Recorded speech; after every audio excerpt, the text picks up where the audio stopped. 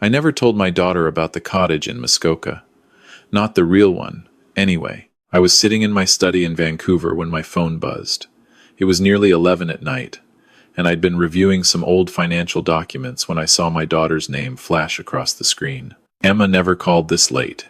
My chest tightened before I even answered. "Dad," her voice was shaking. "Dad, you need to come home.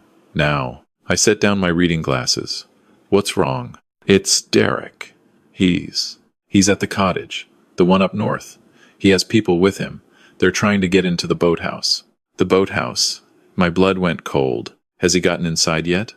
I kept my voice level, though my heart was hammering. "I don't think so. The locks are." "Dad, how did he even know about it? I never told him about that property. I didn't even know you still had it, but I knew exactly how he'd found out." Derek Harrison was many things, but stupid wasn't one of them. Greedy, calculating, manipulative, absolutely, but not stupid.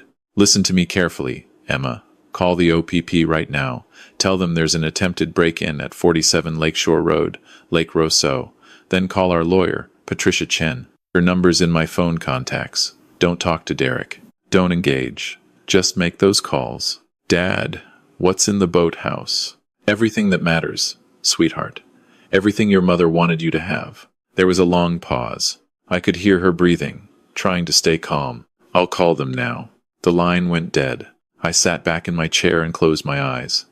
23 years, that's how long I'd been waiting for this moment. 23 years since my wife, Margaret, died of ovarian cancer at 47, leaving me to raise our 15-year-old daughter alone. 23 years since Margaret had looked at me from her hospital bed and said, "Someone's going to try to take advantage of her someday, James.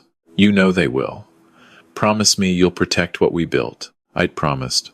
And I'd kept that promise, even when it hurt.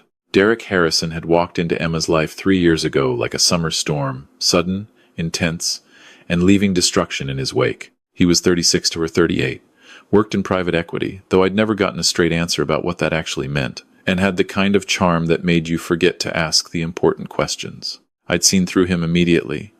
The way he'd asked about my work at our first dinner together, casual questions that were anything but casual. "So, James, Emma mentioned you were in commercial real estate development? That must be quite lucrative in Vancouver." The way he'd insisted on seeing our family photo albums, paying particular attention to any pictures of properties or vacations. "Wow, you guys really traveled a lot. Europe, Asia, must have cost a fortune." But Emma was in love, or what she thought was love. The wedding had been my first real test. Derek wanted something elaborate, a destination wedding in Tulum, Mexico. Price tag, $95,000. He'd presented it to Emma as the wedding of your dreams. But when the invoices started coming in, somehow Derek's contribution kept shrinking. First, it was 50-50, then 60-40. Then Emma was covering 70% because Derek's investment deal fell through. I'd watched my daughter drain her savings account, the one she'd built, working as a pediatric nurse for 15 years, to pay for flowers that would wilt in 2 days and a reception Derek's friends wouldn't stop talking about. I'd bitten my tongue. This wasn't the hill to die on. The second test came 6 months after the wedding. Derek suggested they move in with me temporarily while they looked for a house. My 4-bedroom Craftsman in Kitsilano had plenty of space, he'd argued. It would give them time to save for a proper down payment. Emma had looked at me with hopeful eyes. "Just for a few months, Dad. 6 at most." That was 2 years ago. Derek had taken over the master bedroom, my bedroom, claiming the better light helped his work-from-home productivity. He'd converted my den into his office. He'd started making comments about the house's value. "Properties in this neighborhood are going for $2.5 million, easy, James. Have you thought about what you'll do with a house this size when you're older?" The final test, the one that told me everything I needed to know, came 18 months ago. We'd been having dinner, the 3 of us, when Derek casually mentioned he'd been talking to a financial advisor. "Just getting our affairs in order," he'd said, cutting into his steak. "Making sure Emma and I are protected, you know? The advisor said we should understand the family's complete financial picture. Assets, investments, properties, that kind of thing." He'd looked at me with those pale blue eyes, waiting. "That's between Emma and me," I'd said quietly. "Well, sure. But Emma's my wife now. What affects her affects me. We're a team. Then I'm sure Emma can share whatever she feels is appropriate." Derek's jaw had tightened. Just for a second, but I'd seen it. The mask had slipped. "Dad's right," Emma had said softly. "It's not really your concern." Oh, the look on his face. Like she'd slapped him. After that, things changed. Derek started pushing harder. He'd bring home real estate listings for properties we should invest in together. He'd make comments about how I was sitting on assets that could be working for the family. He started talking about power of attorney, about estate planning, about making sure everything was properly organized for when I was gone. I was 63 years old and in perfect health. That's when I'd made the call to Patricia Chen, our family lawyer. Patricia had worked with Margaret and me for 30 years. She'd helped us set up the trust. She'd been there when Margaret died. She knew everything. "I need to make some changes," I'd told her. "And I need to make sure they're ironclad." "What are we protecting against?" Patricia had asked, though her tone suggested she already knew. "A son-in-law who thinks my daughter's inheritance is his retirement plan." The revisions had taken 3 months. New trusts, new beneficiaries, new contingencies. Everything legal, everything documented, everything designed to protect Emma and only Emma. Derek had noticed the lawyer meetings. "Everything okay, James? You seeing Patricia a lot lately?" "Just updating some things. Getting older, you know. Nothing I should know about? Nothing that concerns you." And that was true, because Derek Harrison's name didn't appear anywhere in any document that mattered. But I'd underestimated him. 6 months ago, Derek had started asking about the cottage. Emma had mentioned it once, years ago, before they'd even met a family property up north that held sentimental value. She'd probably forgotten she'd even said it. Derek hadn't. "Your dad still owned that place in Muskoka?" he'd asked her one morning over coffee. Emma had been confused. "What place? You mentioned a cottage once. Up on one of the lakes." "Oh, that. I don't know. I haven't been there since I was a teenager. I think Dad might have sold it after Mom died. But I hadn't. I'd kept it. More than that, I'd transformed it. The cottage itself was nothing special. A small 2-bedroom structure that needed updating, but the boathouse, that was different. Margaret had insisted we build it 5 years before she died. A place to keep the important things safe, she'd said. Away from the house, somewhere private. At the time, I'd thought she meant our boat, our water equipment. But Margaret had been thinking bigger. The boathouse had a basement. Not listed on any public records, not visible from outside. You had to know it was there. And in that basement was a climate-controlled room, 10 by 12 feet, with a biometric lock that only responded to my fingerprint and Emma's. Inside that room, original stock certificates from 3 tech companies Margaret and I had invested in during the 90s. Current value, $4.8 million. Property deeds for 4 residential buildings in Calgary and Edmonton. Rental income, $22,000 monthly. A safe deposit box key for an account in Toronto containing Margaret's jewelry collection. Appraised value, $360,000. Life insurance policies Derek knew nothing about. Investment portfolios Emma had never seen. And Margaret's journals. 17 leather-bound books spanning 26 years of our marriage. The last one ended 3 days before she died.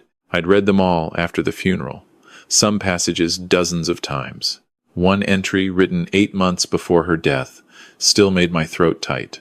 James is going to struggle when I'm gone. Not with grief, he's strong enough for that. But with letting Emma go, she'll find someone someday, and James will want to believe the best in them. He'll want Emma to be happy so badly that he'll ignore the red flags. I know my husband. He's going to need a system, something that protects our girl even when his judgment is clouded by love for her. I've been thinking about the cottage, about what we could do with it, about how to build something that keeps our life's work safe until Emma's ready to receive it, until she's with someone worthy of it, or until she's alone and needs it most. James, if you're reading this, and I know you will, you sentimental fool, trust your instincts. If someone seems too interested in what we've built, they probably are. Protect our daughter, even from herself if you have to. I'd protected her, even when it meant seeming cold, even when it meant Derek thinking I was a difficult old man hoarding assets from my own child.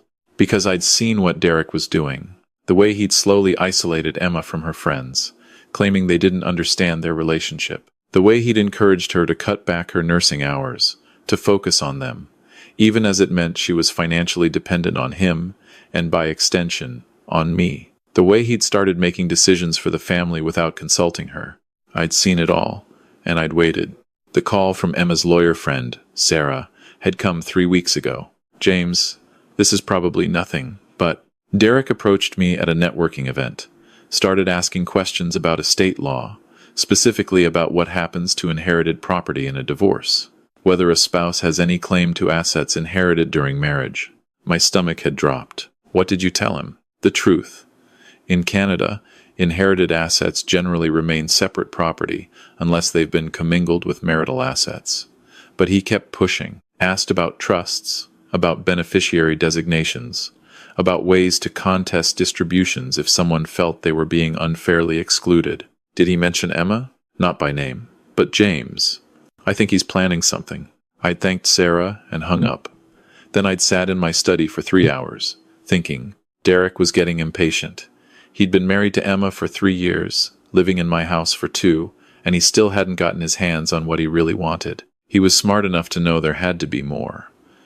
The house in Kitsilano was worth millions, yes, but Derek had done the math. He knew my career trajectory, knew the properties I'd developed, knew the lifestyle Margaret and I had maintained. He knew there had to be more, and he'd somehow found out about the cottage. I'd made a mistake 3 months ago. Emma had been going through old photos and found one of Margaret and teenage Emma at the Muskoka Cottage, sitting on the dock. Emma had gotten nostalgic. I miss this place, she'd said softly. Do you ever go up there anymore, Dad?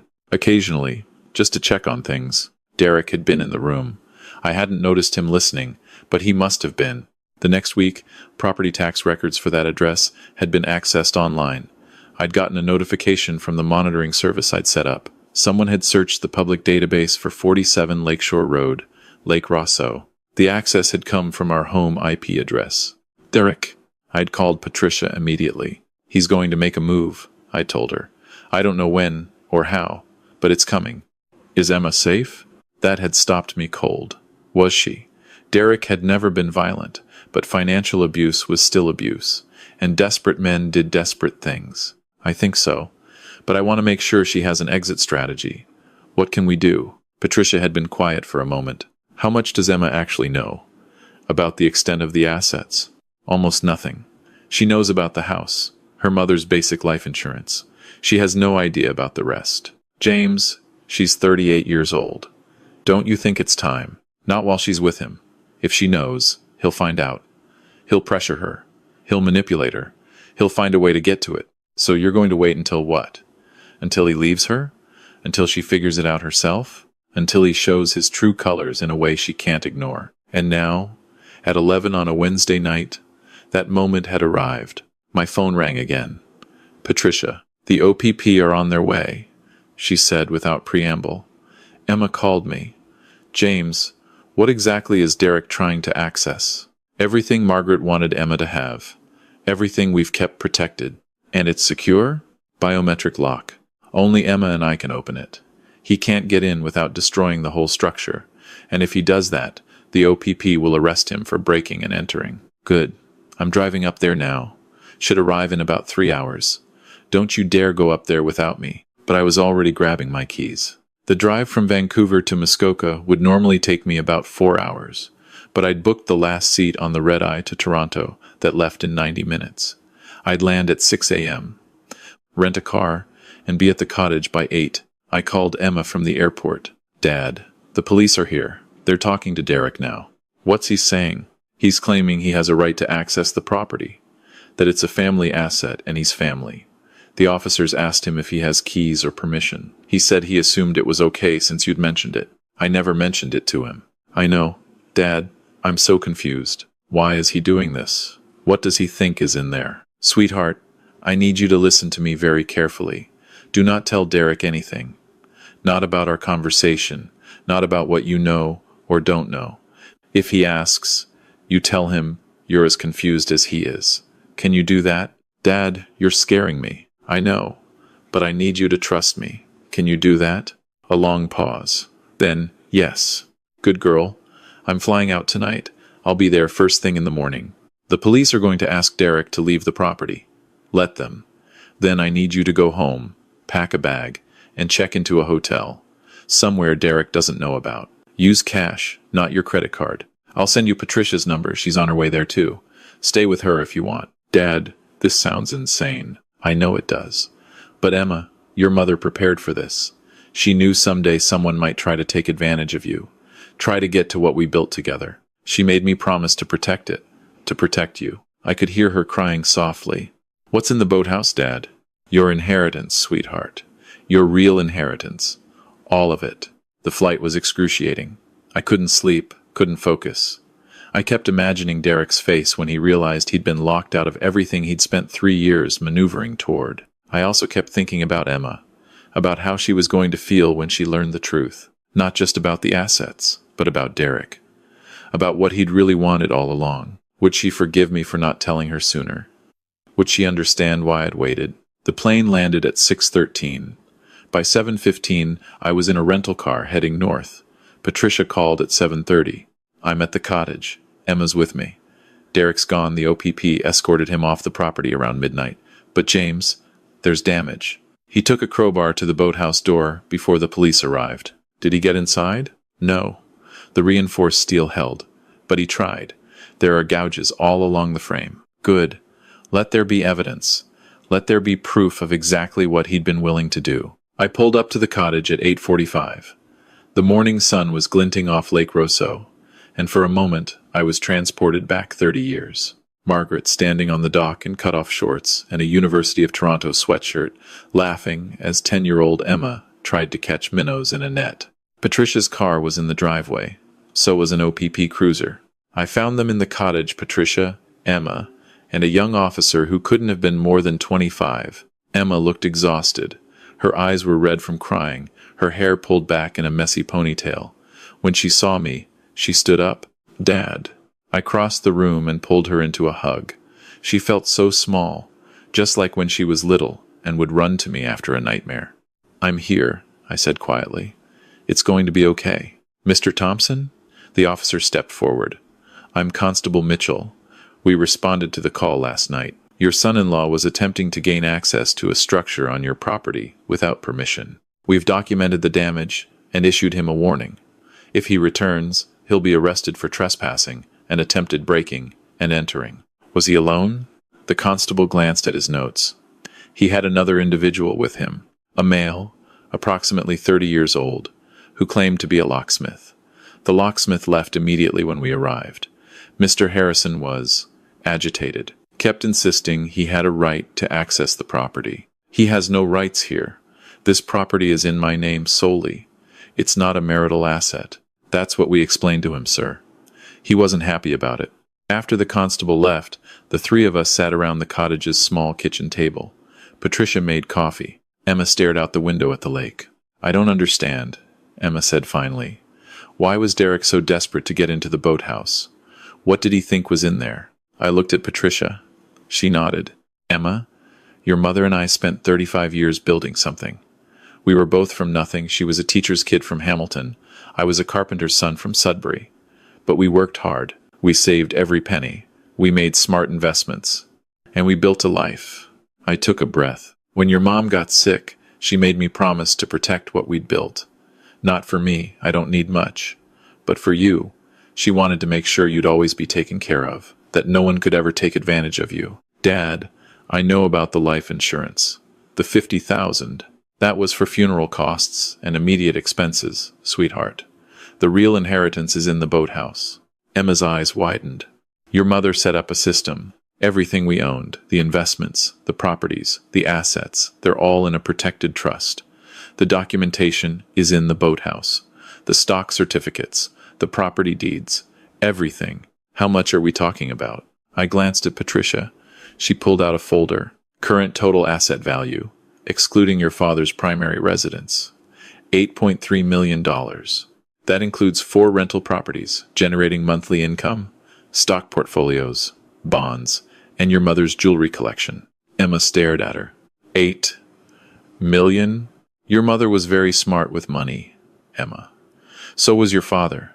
They lived modestly, invested wisely, and built an estate that would provide for you for the rest of your life. Why didn't you tell me? Emma looked at me. tears streaming down her face. Dad, why didn't I know? Because I needed to know you were safe first. That you were with someone who loved you for you, not for what you'd inherit someday. The words hung in the air. Emma's face crumpled. Derek, I'm so sorry, sweetheart. He knew, didn't he? Somehow he knew there was more. That's why he... Oh God. The financial advisor. The questions about estate planning. The way he kept pushing to understand our complete financial picture. He wasn't trying to help. He was trying to find out what he'd have access to. Patricia finished gently. Either through you or, if necessary, through legal claims after your father passed. Emma put her head in her hands. I'm such an idiot. No. I reached across the table and took her hand. You're not an idiot. You're a good person who wanted to believe the best in someone. That's not a weakness, Emma. That's what makes you your mother's daughter. We sat in silence for a while. Then Emma looked up. Can I see it? The boathouse? The three of us walked down to the water. The boathouse looked the same as always, from the outside weathered wood, green metal roof, slightly crooked door that I kept meaning to fix. But now there were fresh gouges in the doorframe, places where Derek had tried to pry his way in. I pressed my thumb against the biometric lock hidden in the doorframe. It beeped once, and the door swung open. Inside, the boathouse looked normal. Paddles on the wall, life jackets hanging on hooks, an old canoe in the rafters. Emma looked confused. Dad, I don't. I walked to the back corner and pulled up the rubber mat covering the floor. Underneath was a trapdoor with another biometric lock. Emma's face went pale. Mom built this? We built it together. She designed it. She wanted somewhere safe, somewhere no one would think to look. I pressed my thumb to the lock. The door opened, revealing stairs leading down into darkness. I flicked on the light switch. The basement room was exactly as I'd left it 3 months ago, when I'd come up to add some new documents. Metal filing cabinets lined 2 walls. A small desk sat in the corner with Margaret's journals stacked neatly on top. A safe was built into the far wall. Emma descended the stairs slowly. Like she was in a dream, she walked to the desk first, picked up one of the journals, opened it. I watched as she read her mother's handwriting, watched as tears began to fall. She knew, Emma whispered. She knew someday someone might try to take advantage of me. Your mother was very wise. Emma spent the next hour going through everything. Patricia walked her through each document, each investment, each property deed, explained how the trust worked, how the assets were protected, how Emma would have access to everything, but it could never be claimed by a spouse unless she specifically chose to add them. Your mother set it up so that you're the sole beneficiary, Patricia explained. When your father passes, everything transfers directly to you. No probate, no contests, no legal claims from anyone else. It's completely protected, and Derek can't touch any of it? Not a penny. Even if you'd stayed married to him for 50 years. Emma looked at me. You've known all along, haven't you? About what he was after? I suspected. I couldn't prove it. I needed him to show his true colors. By trying to break into the boathouse. Yes. Emma was quiet for a long moment. Then she said, I need to leave him, don't I? That's your choice, sweetheart. Not mine. But you think I should. I chose my words carefully. I think you deserve someone who loves you for who you are, not for what you might inherit someday. I think your mother would say the same thing. Emma picked up one of Margaret's journals again, opened to a random page. Read for a moment. Then she looked up at me with tears in her eyes. She wrote about this. About making sure I'd be okay. About protecting me even after she was gone. Emma's voice broke. I miss her so much, Dad. I know, baby. I miss her too. We stayed at the cottage for 3 days. Emma needed time to process everything, and I needed to make sure she was safe. Derek called 17 times the first day, then 32 times the second day. By the 3rd day, the calls had stopped. That's when the lawyer letter arrived. Derek was contesting the trust, claiming that as Emma's husband, he had a right to full financial disclosure of all marital assets. He was threatening to sue me for financial elder abuse and improper asset concealment. Patricia laughed when she read it. His lawyer is an idiot, she said. Every single thing your father did was legal. More than legal, it was exactly what estate planners recommend. Derek has no case. But Emma didn't laugh. She looked sick. He's not going to let this go, is he? No, I said honestly. Men like Derek never do. Not when they think they're entitled to something. What should I do? Patricia leaned forward. You file for divorce. You cite irreconcilable differences. You don't mention the money, the trust, or the inheritance. You stick to the prenup you signed, which, thank God, your father insisted on, and you walk away. Clean break. Will he fight it? Probably. But Emma, here's the thing. Derek thinks he has leverage. He thinks you don't know what you're sitting on. He thinks if he pushes hard enough, threatens loud enough, you'll cave and give him something just to make him go away. But I won't. No, you won't. Because you know the truth now. And the truth is, Derek Harrison married you, thinking he was marrying into wealth. What he actually did was sign a prenup that leaves him with exactly nothing. The divorce took 11 months. Derek fought every step of the way. He tried to claim the Kitsilano house was marital property because he'd lived there. He tried to claim Emma's nursing income during the marriage should be split. He tried to get access to my financial records, claiming he needed to understand the full scope of family assets to ensure a fair division. Every single claim was denied. The prenup held. The trust held. The property deeds all in my name or the trust's name were untouchable. In the end, Derek walked away with exactly what he'd brought into the marriage. Nothing. I'll never forget the day the divorce was finalized. Emma came over to the house, her house now. I'd transferred the deed to her name as an early inheritance, and we sat on the back porch with glasses of wine. You knew from the beginning, didn't you? She asked. About Derek. I suspected. I hoped I was wrong. Why didn't you just tell me? Why did you let me marry him? I thought about that for a long time. Then I said, because you had to see it yourself, sweetheart. If I'd told you before the wedding that I thought Derek was a gold digger, you would have defended him. You would have thought I was being overprotective. Maybe you would have married him anyway, just to prove me wrong. I couldn't protect you from making your own choices. All I could do was make sure those choices didn't destroy your future. Emma was quiet. Then she said, Mom's journals. I've been reading them, all of them. Yeah? She wrote a lot about you, about how much she loved you, about how she knew you'd take care of me. Emma paused. She also wrote about being afraid, about what would happen after she was gone, about someone taking advantage of me. Your mother was very perceptive. She wrote something else too, in the last journal. About 3 days before she died, Emma pulled out her phone and read, I'm not afraid of dying. I'm afraid of leaving James and Emma alone, in a world full of people who will see them as targets. James because he's too kind. Emma because she's too trusting. But I've done what I can. I've built protections. I've created systems. And I've made James promise to be strong even when it's hard. To let Emma make her own mistakes but catch her before she falls too far. That's all any parent can do. Love them enough to let them stumble.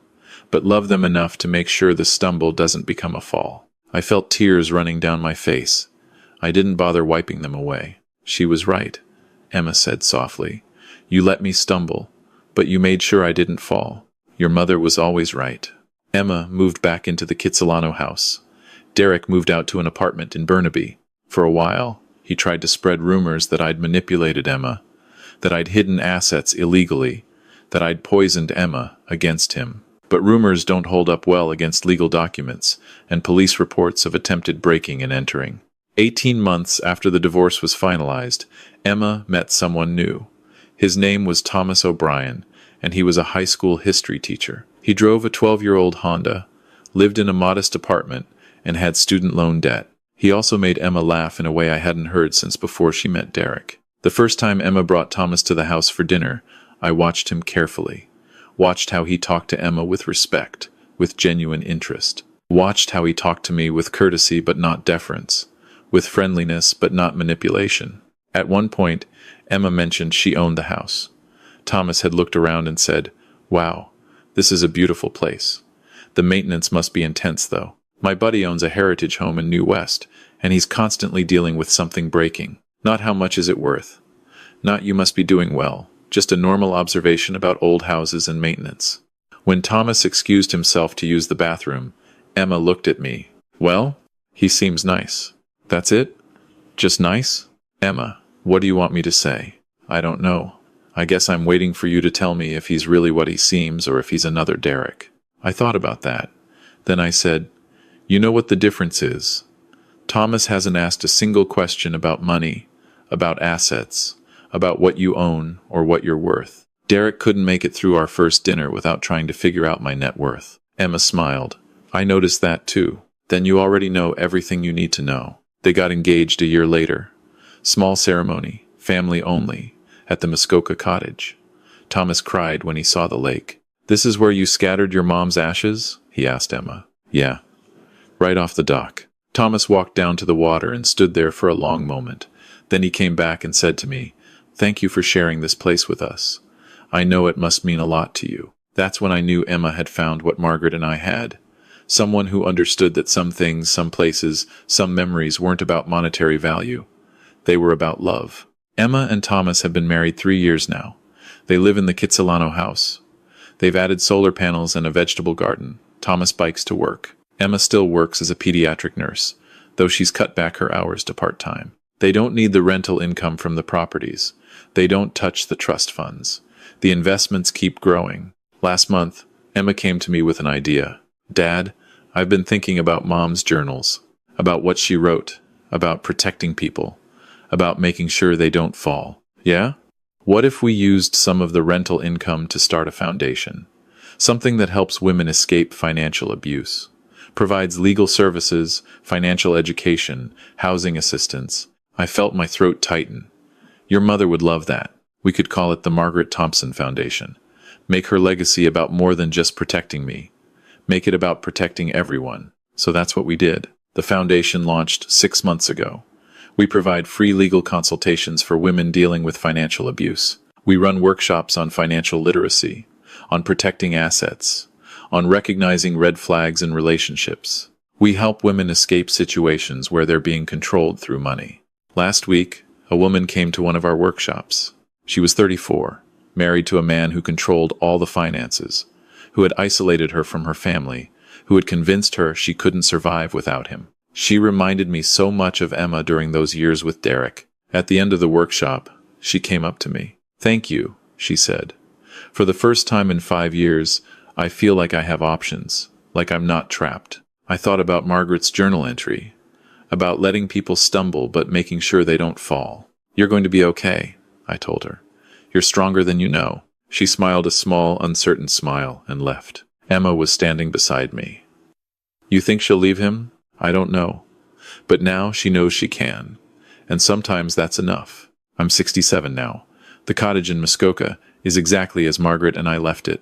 The boathouse still holds all the important documents, though now Emma has full access. The foundation keeps growing. And every summer, Emma and Thomas bring their daughter, my granddaughter, Margaret Rose, up to the lake.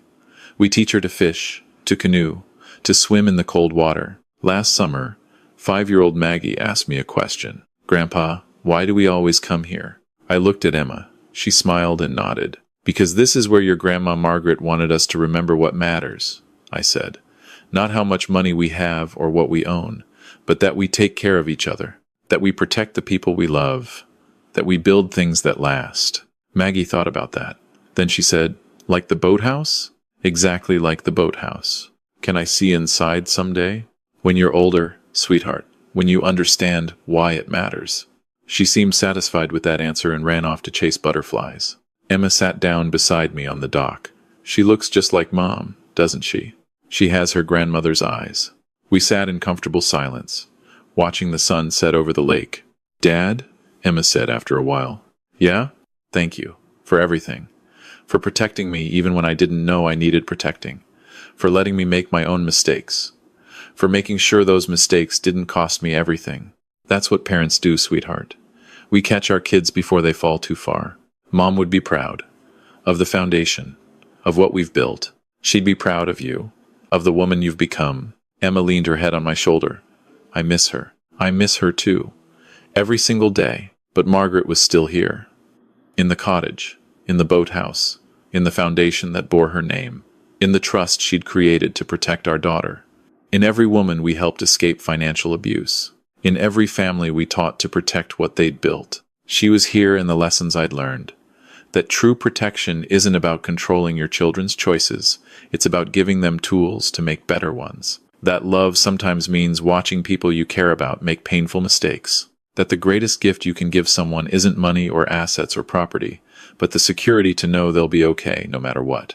Margaret had taught me that sometimes protection looks like patience, like trusting the systems you've built, like having faith that truth and wisdom will win out over manipulation and greed. She'd been right about everything. And now, watching my daughter and granddaughter playing in the water where Margaret's ashes rested, I knew she'd be proud of what we'd built together. Not just the financial legacy, but the real one. A family that protected each other, that valued truth over convenience, that understood the difference between stumbling and falling. That was the real inheritance, and it was worth more than $8.3 million could ever be.